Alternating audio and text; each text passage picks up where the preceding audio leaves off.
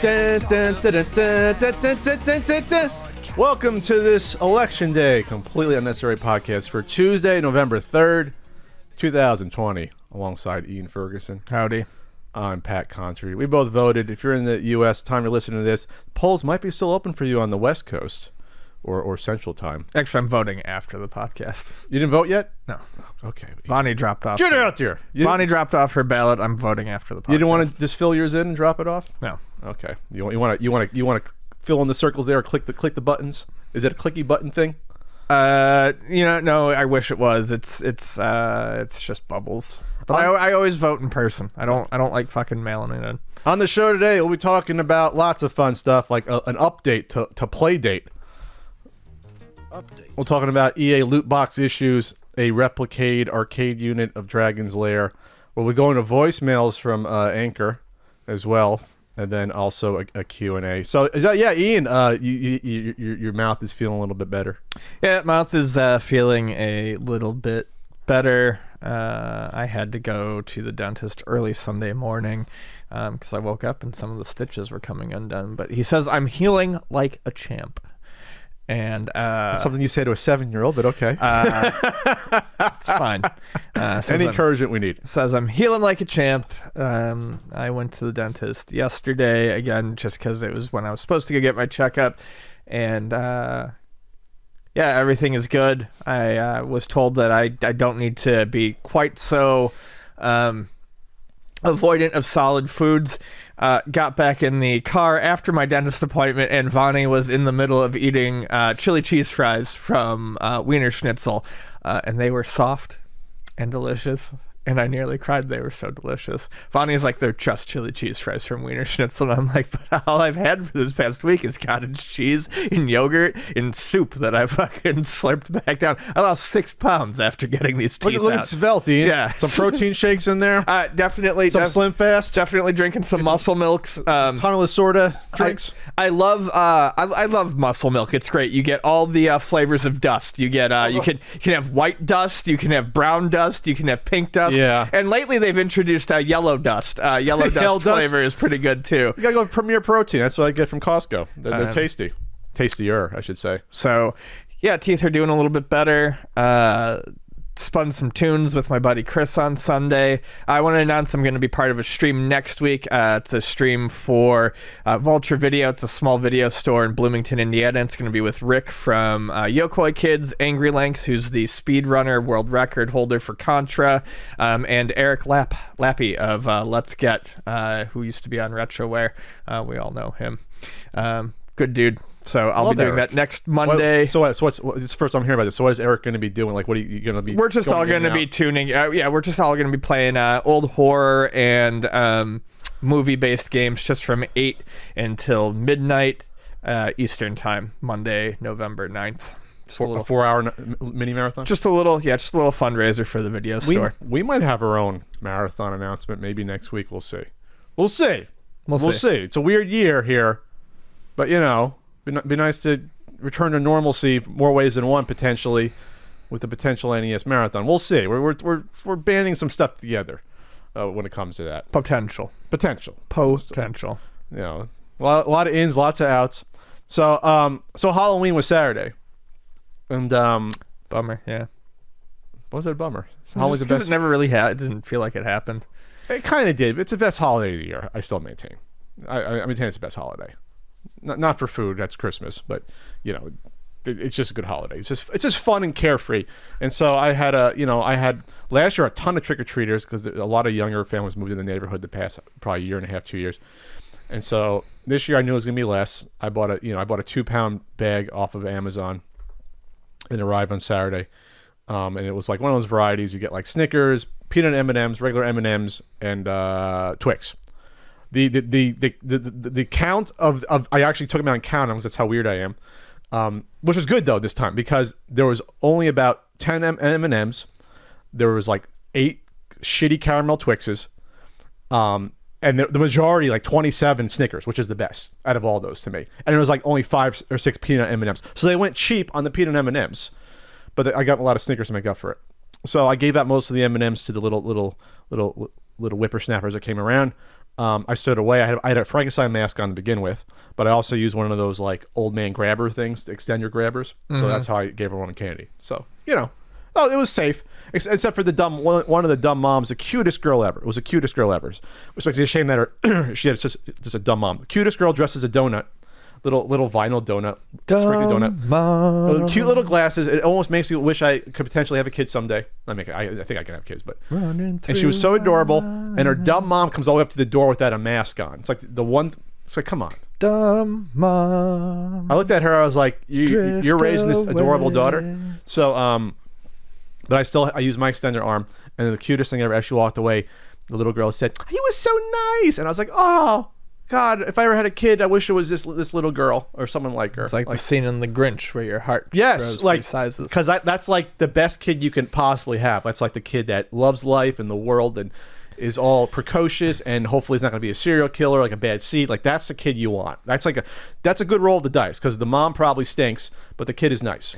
So like that's some good DNA right there. Someone in our apartment complex went around and put Jolly Rancher lollipops in front of everyone's door. Oh, see? It was really nice. I think I know who it is because out of the 24 families that... How many ants were on yours by the time you got to it? None.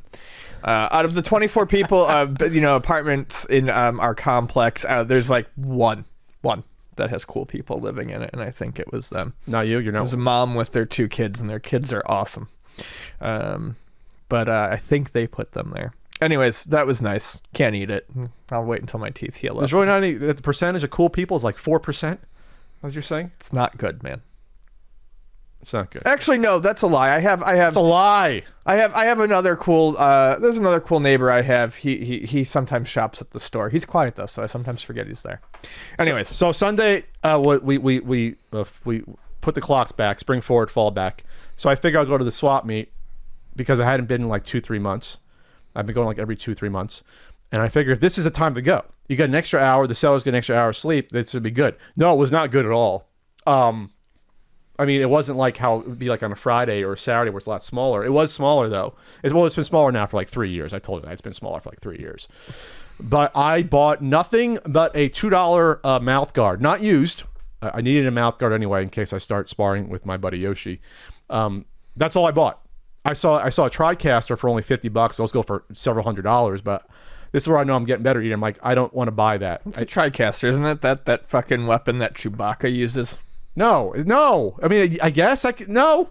A TriCaster is a big unit so you can stream live from somewhere. Boltcaster. Sorry. Yeah. No, a TriCaster. It's a software hardware suite. So if you're on the go, like that's what professionals use to stream. So I was like, I could buy that.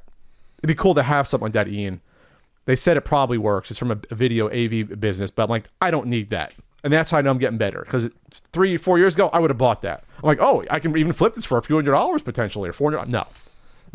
It's going to go in the garage and I'll never fucking use it. I'm glad you're wising up. Wising up a little bit. Wisening up. I think that's a term, Ian.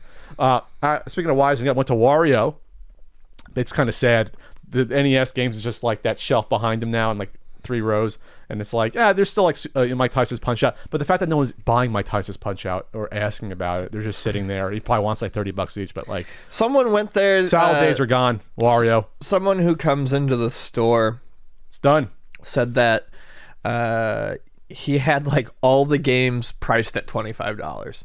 Every Nintendo game was priced at $25. Just to cover himself in case he's so lazy to check, because the average price is probably like $5. I wish I could remember what it was, but someone actually got something for like $15 cheaper than they should have, because he was charging just $25 for all of them. They took the time to look through. Well, I got Zombie Nature from him about 8 years ago for $15. I'm talking about a week ago. Oh, 2 weeks ago. Oh, there was one that was like a $40 game? Yeah, it was like a $40 game that they ended up getting for $25. But yeah, I think he's just given up. He's just given up hope.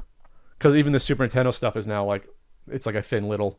He was selling masks. That's above. Oh, everyone's selling masks now. They're cheap. They're like $2 or like 3 for $10. You can get glitter ones. They're all over. So that's obviously a big thing now, or bigger thing at the swap meet there. And then, was there anything else I was close to even buying? No, there really wasn't anything. There was like a random Marble Madness game for $3. I saw some lady had it as one game. I said, "You have any more games?" She's like, "No." I was like, no. In the past, I might have bought, and that's just to buy a game. I love Marble Madness, but I was like, no, this is not.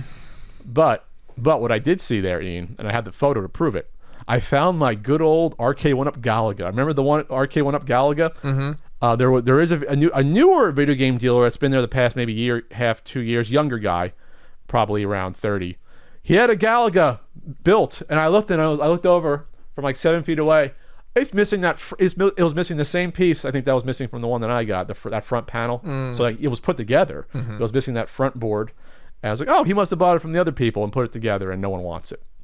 So there was mine that I bought. So it was there. So that was really, really the only highlight. However, there was also a Frank update. Because his birthday's on Halloween. He would have turned 70. Mm-hmm. His birthday was 10 years ago. Birthday party was 10 years ago. There was going to be one from this year before COVID, so it kind of sucks. Well, my 40th this year was no birthday party either. So next year's a redo of the birthdays. But he's doing well. He was 4 beers in when I called him. He says he really misses seeing me, and we're going to hang out soon. But Ian, he has in his possession Super Nintendo games. Frank does. This is huge. This is big news. This is big stuff. So Frank's friend had 3 sons, about early to mid 30s, about maybe late 30s. So they're like Super Nintendo age. So gave them to Frank. They didn't care, so let's give you to Frank. Do whatever you want. So Frank has about 40 Super Nintendo games plus the console.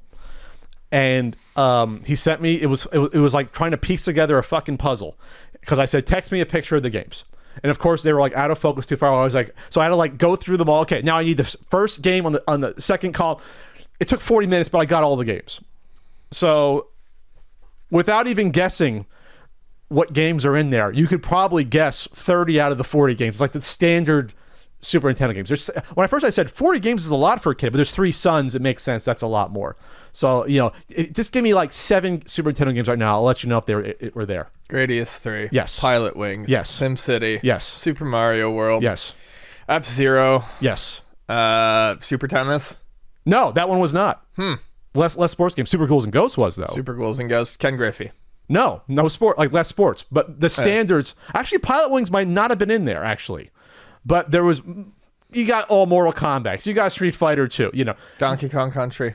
Donkey Kong Country 2 was there, not the first one. One of them, that's fine. So you got the standards. The only weird one, I think you got Super Metroid, so like all the standards, the only weird one was Axelay was in there. Ooh. So that one so basically what's going to happen, I'm going to buy him from Frank. I'm not going to rip them off like it's flea market prices. I'm going to try to get closer to like what Luna would give for the games or whatever. But for Axelay, since I don't have it, I'll pay him closer to retail because I'll probably add it to my collection. The other ones, all the rest of them are going to go in the great Pat sell-off of 2021. It's just going to go into there. That's probably what I'm going to do with those there. But Frank, he was happy to get them. They'd given him sports cars before that were all worthless from like the late 80s, early 90s, and non-sports cars, which I went through and took out some of the Marvel cards. He said, just take whatever you want. I took some Marvel cards because I love Marvel cards. But no, it was just funny to see Frank get video games and have them in his possession. It's like the great video you participated in, the NWC video where Frank gets all the Nintendo games in the crate. Well, this is like for real, except they're all. But it's funny on the phone. I go to him. Yeah, Frank. I don't think you probably have anything worth like a ton of money or anything. Was like he's like, yeah, but I saw that game. What is it called? It's called Stadium Games. So I was like, all right, Frank, you remember the Stadium Games thing? It was funny. He tried to pull off the joke. Then of course he lost it because he was like 3 beers in at that point. So anyway, so I just think that's funny that Frank has some video games in his possession. I was trying to think of any other weird ones besides that would stand out besides Axelay that he had. I was expecting to see something like Zombies Ate My Neighbor or something, but there wasn't anything like that. There was like Turtles in Time. Like I said, all the standard hits were in there. It really goes to show you that like 80% of people own the same exact games. Like the concentric circle, what have you, of the same games. It's like, if you own a Super Nintendo, you have all the hits there. This is something that weird has happened. We talked about WWE before clamping down on people's social media accounts, in particular like their Twitch and their Cameos, because somehow they're independent contractors, but you can't make money on your own. So now... Nothing independent about it. No, it's fucking bullshit. It's one of the reasons why I'm so anti-WWE this year and just saying fuck it all anymore, because I'm sick of this shit. So people like AJ Styles and others are voluntarily just saying, I'm suspending my Twitch account. They're suspending their Twitch accounts because they don't want to be like forced to use them and give money to WWE, Right. then it's like a part of their, from I read it, part of their downside guarantee. So then it's like you're now working for the company on your independent accounts. So it's sad, it's stupid to do this, obviously. Paige, the big thing going on about Paige is that she was going off in WWE. She did a 10-hour stream, and she said, I've literally broken my neck twice for this company, which is true. And like, now you're not going to let me stream. And she's using her real name. Was it Soraya? She's not even using Paige. So it's like, I don't own my body anymore to like work on shit. It's insane. Fuck that. These are supposed to be independent contractors. So I think I honestly think this is where it's come to a head, where it's like, I know talk about W employees not want to unionize or at least stand up for themselves. I think this is where it's a bridge too far for a lot of. It's like, this is like ridiculous. I can't even do this shit on my own. Like, I can't. So yeah, I think this is where people really start to sour. Honestly, the PR is terrible. Yeah, no, it looks miserable. And I don't know if you saw, there's going to be a Netflix documentary, I think it is, on Vince McMahon. Was announced, but they reached out to WWE, and it's like doing it in conjunction with him. And I think a documentary on Vince McMahon could be interesting, but not if he's fucking involved with it. Oh yeah. Yeah, we're not gonna talk about the briefcase. We're not gonna talk about steroid use. We're not gonna talk about bailing out Jimmy Snuka from murder charges. Yeah. That briefcase. The briefcase. I was thinking of like Money in the Bank, No. And a lot of the other stuff that went on that was awful. Yeah, it's a laundry list of things. So this is what Soraya Page said. I cannot deal with this company anymore. This is all live. I broke my fucking neck twice for this company. They don't realize that this community isn't just about fucking subs, dude, or I'll stop saying that. We built such a wonderful community, a wonderful family where this is an escape for a lot of people, including myself. I can't wrestle anymore. I was worked so hard in WWE that I can't wrestle anymore. My neck is effed. My whole effing dreams got taken away from me, dude, and I had to have something that fulfilled that huge effing void that I lost with wrestling. So now she has people she's interacting with. It's like, yeah. So it's sad. What else am I gonna say? It's sad and it's stupid. Yeah, no, he's a greedy piece of shit. I mean, everyone's suffering during COVID for the most part. Revenue's down for a lot of people. If you're a wrestler, your downside guarantee is probably down. So it's like, let people make money the way they can make money. Just let them do it. Just let them do it. Want to talk about the Xbox Series X fridge giveaway? Yeah, Microsoft playing on the jokes that their new console is bulky and looks like a refrigerator is actually making an Xbox Series X fridge. It's one of those follow and retweet contests, and it shows basically it's a refrigerator that looks exactly like a Series X, and they show it loaded with snacks and goodies and all that. I don't know if that they're gonna try to ship it to you with snacks and goodies. They made a giant box, but it's pretty funny for the fridge. Yeah, like a giant box. So this is funny. It's obviously a custom job. It's amusing. They're self-aware of the look of their system. More immersive than ever. And they open it, shows all the food inside. I mean, it's just, come on. You got to laugh at this. So, yeah, that's all I really have to say about that. But yeah, it's funny. So I guess you can win. It ends tomorrow. I'm entering this. Screw it. Retweet. No, I got to follow and retweet to win it. No, probably not. A lot of times you can like mail in. There's donuts inside there with logos on them. It's fun. It's fun stuff here. And you can invest in the Intellivision Amico. I just want to put that out there as a public service announcement that you can invest in the Intellivision Amico on republic.co. They're getting people investing in batches of 1,000, 2,000, 5,000 there. I just want to point out I'm very confident in this as an investment, especially when you see images of families playing the Amico that are definitely not stock images where they photoshopped in Intellivision Amico controllers into the lovely young family's hands. It fills me with a lot of faith and confidence that this is going forward at a nice clip right now. Yeah, fun stuff. It's definitely showing people in the moment.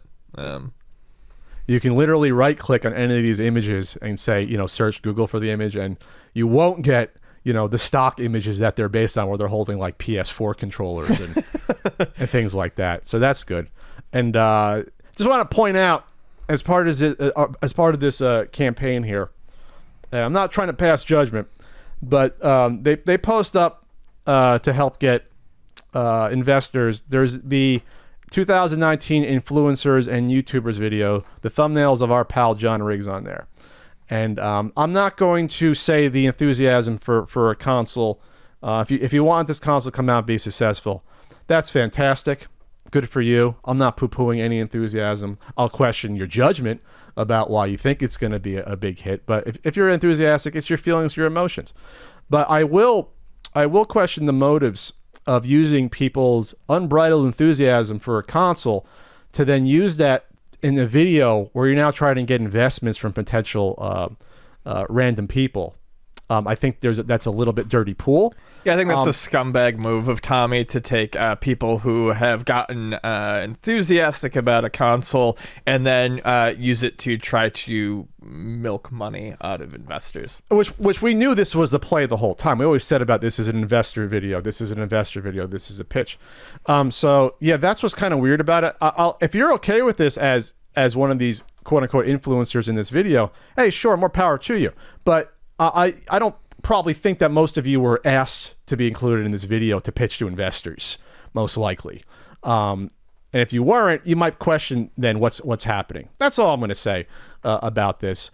That's all I'm going to say. Of course, most of the people investing their money in this right now on this site are not going to see a return. I'll bet money on that myself. But that's all I'm going to say. It's taken a sleazier turn than I would have expected at this point in time. And just as a reminder, for this thing to be in people's hands by April, they got to be in production by end of the year. They got to be in production on this thing to get in people's hands. So we'll have an update for you when it comes to that. If it actually gets into production in a couple of months, we'll see what the news is there. Ian, we got wares. You do. Go to ultimatenintendo.com. You can get some RBI baseball stickers. You can get the CU podcast enamel pin, which would have made a great Halloween handout present. Would have made it, or RBI baseball very stickers. Heavy. Or of course the hey, Christmas is less than 2 months away. When I went to the supermarket 2 weeks ago, there was already Christmas stuff out in the middle of October. You know what makes a great stocking stuffer? Ultimate Super Nintendo book or NES guidebook. You can almost stock that stuffing. You probably break this stocking though. I still put out a stocking for myself with candy because I'm like a 4-year-old. Stockings are great. They're great. Second best holiday is Christmas. Thanksgiving, I think, is fine. But when it comes down, it really just comes down to eating turkey and cranberry sauce. There's not a lot of tradition besides watching a football game on Thanksgiving. I love Thanksgiving because it's just about eating, and you don't have to make turkey. Well, the Super Bowl is just about eating now, too, for the most part. What's that? Super Bowl is about eating and just mass commercialism. That's why that should be a national holiday. So, you want to talk about this Super Nintendo manual project, Ian? So, yeah, people are trying to get all of the Super Nintendo manuals on the internet. This is all the Nintendo manuals, for the most part, I think all of them were online through Nintendo Age and are probably still up somewhere. Maybe even the Internet Archive has them. Hopefully. The Internet Archive does a lot of manual and document what's the word I'm looking for? Cataloging. I don't know. I haven't checked to see if they're there. I would hope they would be. That would make sense. That was the best part of Nintendo Age was their actually having all the game pictures and the image of the box art and things like that in the manuals. But for the last 6 years, someone's been slowly trying to beat every Super Nintendo game. And they found out that, trying to complete a section, they need to find the manual, and they don't always have access to all of them. So that's what kind of... that was the impetus for this? Yes, gave them the inspiration to do that. What's the person's name? Peebs? Not Peanut Butter Gamer, Peebs, because that's his nickname. Yeah, but no, not that Peebs. An American in his mid-30s. Peebs tells me he's led a crazy, wild, varied life. Yeah, so I'm trying to find his actual full name here, but Peebs is what I'm wow, wild life in your early 30s. That's a pretty good run. Then you did a lot of stuff. So, yeah, this is important, obviously, for archival purposes, and plus some of the manuals are expensive.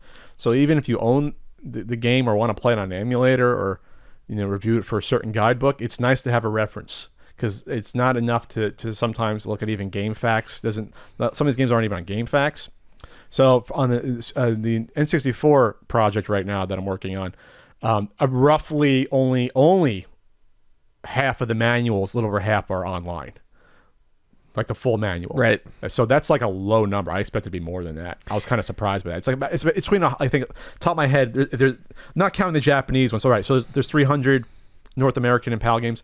There's about probably 200, so like 2/3 if you're not counting Japanese, that you can read through every single page that there's scans of. So that's low to me. Yeah, it's weird. That's always one of the first things I would have expected to be archived when it comes to video game stuff, is getting all the manuals up there, because as it says in this article, even especially with a lot of old games, there's information that is not given to you in any way, shape, or form in these games unless you read the manual. And there's cool story stuff, and there's cool promos and giveaways. I talk about the Wally Bear joining the No Gang and getting stickers and a newsletter. I'm like, I would have known about that. That was what in the manual and looked. One of my favorite Nintendo games, Blue Marlin, is basically impossible to suss out how to play that game unless you actually open a manual. All the lores and stuff and what and you look into it. And it's not like it's overly complex. You know, I mean, it's not like an insanely complex game, but you're working with a D-pad and two main buttons. It's not always easy to figure out exactly everything that you're supposed to do unless you read through it. So beyond Super Nintendo, I think getting manuals for games up on the internet, especially for cartridge-based systems where the manual is so often separated from the game, it's important to do. Yeah, I think once you get to the turn of the century, that stuff is more readily available with anything else. But yeah, for the 80s and 90s stuff, there's still work to be done, obviously. So in this example here, Skulljagger was first 75 pages are storybook. So that's a huge manual. I don't think I've ever seen that manual before.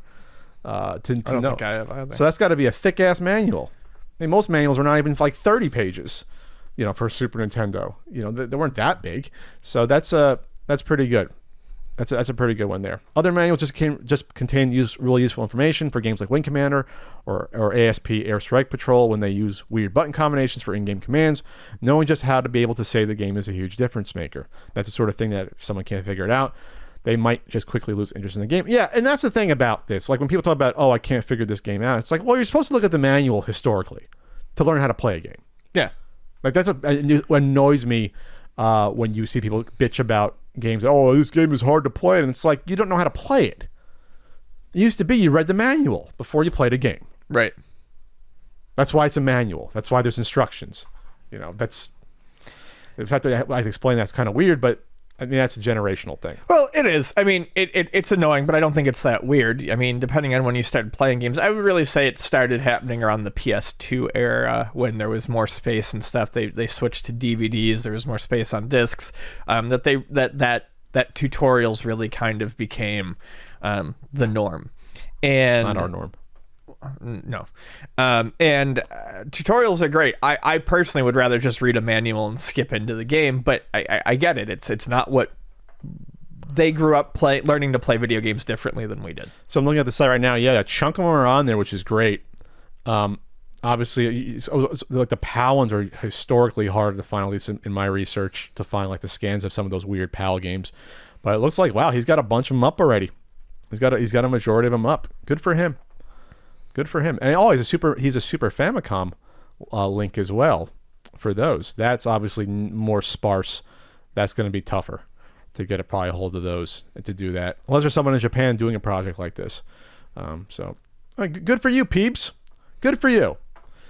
Now, in much somber news, maybe not drastically bad, the best restaurant chain in the U.S., Friendly's, filed for Chapter 11 bankruptcy. That's bold. We've taken a lot in 2020. We've suffered a lot, and this is a semi heartbreaker. There is a silver lining though. So Friendly's, they filed for Chapter 11 bankruptcy protection amid pandemic woes. From USA Today, FIC Restaurants, the company that owns the chain, filed for Chapter 11 protection. But the corporate owner said it agreed to a deal to sell its assets to Amici Partners Group, which is affiliated with Brix Holdings, a company that handles restaurant franchising. Here's the good news. Nearly all of Friendly's 130 company-owned and franchise locations will remain open, FIC said in a statement, the chain is known for its sandwiches, burgers, and most importantly, ice cream desserts. Now, here's the thing. A lot of Friendlies have closed the past 10 years. There was I think several hundred 15 years ago, 20 years ago. And obviously, it's mostly East Coast, Northeast. We get it. If you're from the tri-state area, you know about Friendlies. 130, you're still hanging on there. That's not a lot. I mean, even from the conventions I went to, Ian, there'd be the Connecticut convention. Oh, there's 3 Friendlies within, 20 miles. We can radius. Then a couple years later, oh, there's only 1 left now. And that's what I hear from people. It's it's just they're shuttering these at a rate. So the fact that someone's bought it is great, and you're hoping they can keep most of these open, and the fact that it's owned by someone who owns other chains means they probably will. I always said this. Just for the ice cream alone, Friendlies is worth keeping open. They have a brand with the ice cream. They sell it in stores on the East Coast, in supermarkets. You can buy it in your freezer section. So worst case scenario, I always saw it being bought out and then just becoming an ice cream franchise sort of thing. And I think it would have been fine just like that. But obviously, some people like the food. Hey, the food's not why I go to Friendlies, but when I go to Friendlies, there's usually people eating in there, here and there. But it's definitely the ice cream that's going to keep it afloat, which they sell at Friendlies, along with Fribbles and ice cream and things like that. Come on, that was good. So it wasn't bad. So obviously, everyone's suffering. Pat's suffering during COVID. Businesses are suffering a bit here and there. So I'm hoping that these places rebound next year. They can get through these dry periods. But it is sad. But the other thing is that not all the Friendlies restaurants are corporate owned. There are ones that are franchisees.